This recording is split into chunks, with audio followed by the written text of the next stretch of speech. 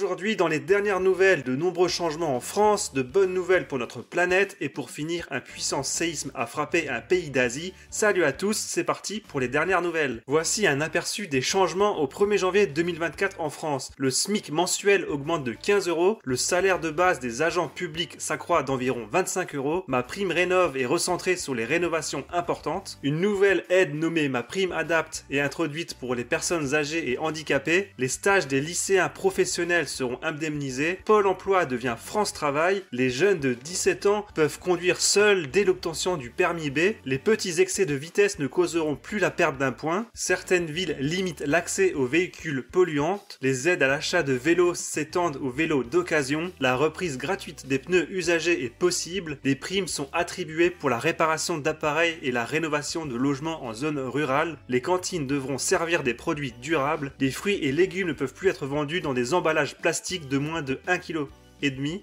Le prix du timbre augmente en moyenne de 8,3% et enfin les buralistes pourront vendre des munitions sous certaines conditions. Autre nouvelle en France, en 2023, les dons à la Fondation de France ont augmenté d'environ 10% avec un don moyen d'environ 400 €, une mobilisation louée malgré un contexte économique difficile. Les particuliers se sont montrés généreux, rappelant l'importance d'aider ceux dans le besoin face aux crises et à la dégradation climatique, même si la générosité a légèrement ralenti par rapport à l'inflation. La Fondation a réussi à collecter environ 10 millions d'euros pour les catastrophes telles que les tremblements de terre au Maroc et en Turquie-Syrie. Bonne nouvelle pour la planète en 2023, la couche d'ozone se régénère progressivement avec 99% des produits nocifs éliminés, la déforestation en Amazonie diminue également, l'énergie renouvelable croît de près de 10%, un traité pour stopper la pollution plastique est en négociation et des mesures pour protéger les écosystèmes marins sont signées par 70 pays. De nouvelles pour l'Europe, la Bulgarie et la Roumanie intègrent partiellement l'espace Schengen le 31 mars. L'espace Schengen est une zone en Europe où les pays ont éliminé le contrôle aux frontières pour permettre la libre circulation des personnes. Cette décision intervient après 12 ans de négociations et un veto précédent de l'Autriche levé suite à des engagements renforcés contre l'immigration clandestine, marquant ainsi une étape historique pour ces pays membres de l'Union européenne depuis 2007. L'espace Schengen, créé en 1985, compte 23 pays de l'Union européenne ainsi que des pays associés. Et enfin, dernière nouvelle de l'autre côté de la planète, des séismes au Japon ont provoqué une alerte tsunami après des secousses importantes. Des vagues de plus d'1 mètre ont touché la région, mais la menace s'est atténuée après que le centre d'alerte au tsunami du Pacifique a déclaré que la menace de tsunami était largement écartée. Le séisme principal a atteint une magnitude de 7,5, entraînant des coupures d'électricité pour environ 33 500 foyers. Merci d'avoir regardé la vidéo, dis-moi dans les commentaires ce que tu as aimé ou pas, like et partage pour soutenir la chaîne, abonne-toi et moi je vous dis à très bientôt.